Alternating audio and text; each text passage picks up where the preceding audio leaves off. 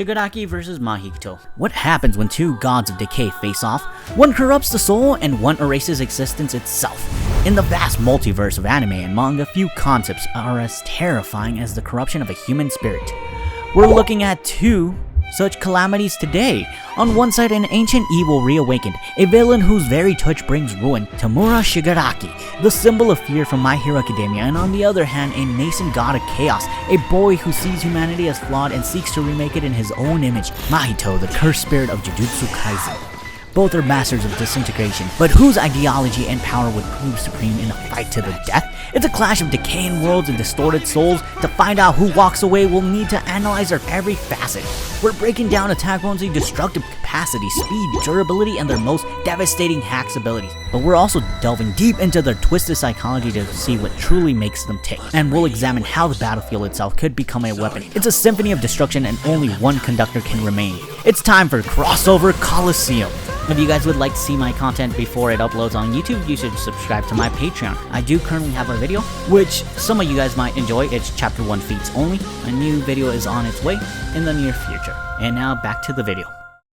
Mahito. Pushed to the brink in Shibuya, Mahito didn't just evolve, he underwent a metamorphosis by forging a binding vow, sacrificing the versatility of his shapeshifting for pure, undiluted power. He unleashed an instant spirit body of distorted killing. This form represents a catastrophic 200% increase in his overall might, pushing his raw power into a terrifying new stratum. And the result speaks for itself. The sheer force of his transformation alone carved out a crater with the energy of 73.8 tons of TNT. A destructive output that solidly places him at city block level. His durability scales directly to this, with Yuji Itadori noting his body became harder than Choso's reinforced blood, making him a city block level tank. Speed-wise, he operates at subsonic tiers, easily keeping pace with Yuji and Nanami.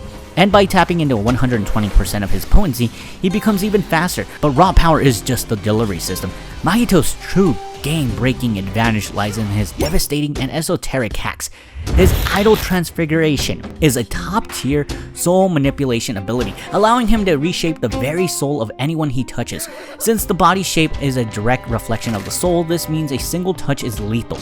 Irreversible transmutation, and here's the kicker. For most characters, this is an instant one-shot kill. Conventional durability is meaningless because he isn't damaging the body, he's rewriting its source code.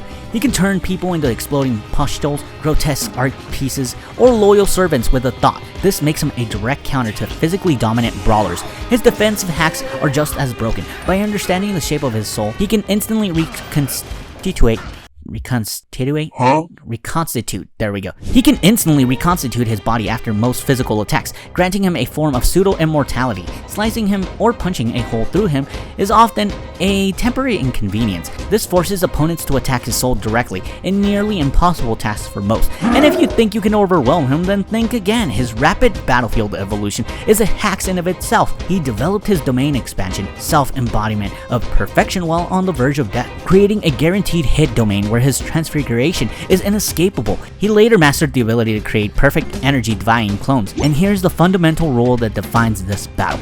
Cursed spirits are a manifestation of negative energy, and as such, they can only truly be harmed and exercised by cursed energy itself. Conventional physical force is utterly ineffective against them. He is quite literally a problem that gets harder to solve the longer you fight him. Hey guys, before I give out the results, who do you think would win this fight? Shigaraki or Mahito? Comment down below. Shigaraki. If Mahito is a scalpel that rewrites reality, Tomura Shigaraki is a sledgehammer that obliterates it. Thanks to the extensive modifications by Dr. Ujiko, Shigaraki's body was engineered to surpass even Primal Might. In terms of raw physical power, that places him at minimum Continental-level. He possesses the sheer might to alter the landscape of a nation with his fist alone. Now some argue he could be higher, potentially rivaling Deku's multi-continental tier, but the evidence doesn't support it. If he were, he wouldn't have been decisively defeated by Deku's final smash. His durability scales directly to this, tough enough to trade blows with a continent buster, but ultimately succumbing to a power that reshaped the globe. He creates an immense gap, however, is in speed. His physical combat speed is massively hypersonic, easily keeping pace with Deku's Fox 100% at Mach 206. But his attack speed is where it gets terrifying. His radio waves are literal concentrated streams of light, meaning Shigaraki can launch an attack at light speed, something most opponents simply cannot perceive, let alone dodge. If Mahito's power is a precise soul deep poison, then Shigaraki is an all-consuming plague. His base physicality, engineered to surpass Prime All Might, already places him at a terrifying continental tier of raw power and durability, but his true apocalyptic threat is an arsenal of hacks abilities that make him a walking extinction event. His signature decay has evolved far beyond a simple touch-based skill. After his awakening, it can spread exponentially through the ground, erasing entire cities in an instant. Post-surgery, its potency and control are so refined he can selectively target what to destroy. This isn't just an attack, it's a strategic map-clearing weapon.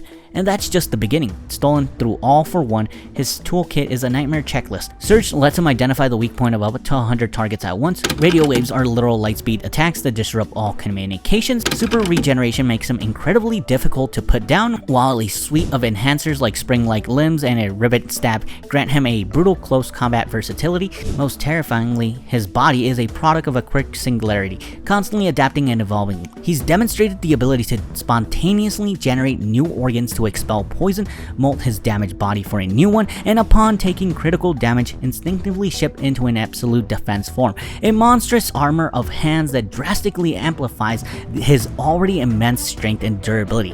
He's not just a fighter, he's a self-optimizing biological weapon whose willpower alone was nearly enough to steal his fated enemy's power.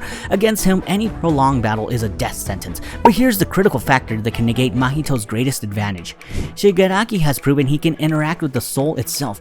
During his battle with Deku, he didn't just attack the physical body, his consciousness invaded the vestige world, the metaphysical plane where the souls of the past One for All users reside. He didn't just see these spiritual echoes, he actively engaged them, attempting to crush and destroy their vestiges to steal the quirk. This is monumental. It demonstrates that Shigaraki's power and perception operate on a spiritual wavelength. If he can see, touch, and assault the souls within a metaphysical quirk, there is a compelling argument that he could perceive the spiritual composition of a cursed spirit. This suggests that his attack, especially his soul-targeting decay, wouldn't be hindered by Mahito's non-corporeal nature. For Shigaraki, a soul is just another form to be disintegrated. Environment and psychology. The battlefield is more than just a location, it's a psychological weapon. For Mahito, the ideal environment is a densely populated urban center like Shibuya. The mass of human life provides him with an endless supply of souls to transfigure, create distractions, and fuel his twisted experiments. This chaos plays directly into his psychology as a curse born from humanity's negativity. He feeds on the fear and panic, growing more creative and cruel as the suffering mounts. Conversely, Shigaraki thrives in a post-apocalyptic wasteland of his own making, a place where all societal structures have been erased. This environment perfectly mirrors his nihilistic psychology and his ultimate goal of total destruction. With no people to save and nothing left to protect, he can unleash decay without restraint, turning the entire landscape into his weapon. This emptiness caters to his desire to break the world down to nothing, removing any tactical advantage a hero or society might use against him. In essence, Mahito's power is amplified by a living, breathing world of fear. Shigaraki is maximized in a dead one, where his decay can spread unimpeded. The perfect arena for this clash is one that starts with Mahito's ideal conditions, but can quickly become Shigaraki's. The fight. How does this cataclysmic clash actually play out? Well, Mahito's idle transfiguration is a terrifying one-shot ability. Its fatal flaw is that it requires direct physical contact, and against Shigaraki, closing that distance is a suicidal mission. Shigaraki's massively hypersonic speed and lightspeed radio waves give him a decisively initiative advantage, allowing him to strike from range where Mahito cannot retaliate, and that's before we factor in their interaction. Shigaraki's proven ability to perceive and destroy soul-based vestiges strongly implies he could see Mahito's true form and that his decay would work on the cursed spirit. Even if Mahito attempts to reshape his soul and to regenerate, Shigaraki's decay erases what it touches entirely. It's not an injury to heal from, it's a complete annihilation. Furthermore, Shigaraki's Continental-level physicals and All for One's versatile quirks like Search and Super Regeneration create an overwhelming power gap. Mahito's city block level durability simply cannot withstand a direct blow. In a battle of hacks, Shigaraki's soul perception negates Mahito's greatest defense, and in a battle of stats, Shigaraki's speed and power are on an entirely different level. Mahito's rapid evolution is formidable, but against this onslaught, he wouldn't be granted the time to adapt. The result is a brutal one-sided victory. Shigaraki avoids Mahito's desperate grasp with ease, and in a single touch, decay doesn't just kill the body, it unmakes the very soul that constitutes Mahito's existence. The verdict. In the end, this was a battle decided not by a single power, but by a devastating convergence of factors. While Mahito's idle transfiguration presents a terrifying soul-deleting threat in a vacuum, the reality of this matchup is a perfect storm of counters. Shigaraki's overwhelmingly statistical superiority in speed, power, and durability prevent Mahito from ever reliably landing his one-shot technique. Critically, Shigaraki's proven ability to perceive and interact with spiritual vestiges suggests Mahito's intrinsic nature as a cursed spirit offers no defenses. His soul is just as vulnerable as the decay of any physical matter. Factor in Shigaraki's versatile quirk arsenal and his body's singularity-driven adaptability, and the gap becomes insurmountable. Mahito's greatest strength, his rapid evolution, is rendered moot by an opponent who can end the fight before the growth can ever become relevant. The verdict is clear. Though both are masters of destruction, Tomura Shigaraki exists on a higher plane of power and possesses the specific soul-targeting hacks necessary to permanently erase his opponent. The winner is Tomura Shigaraki. Hey guys, and that's it for today. Give this video a like, subscribe, share the video, and maybe check out one of these videos on top. Anyways, bye.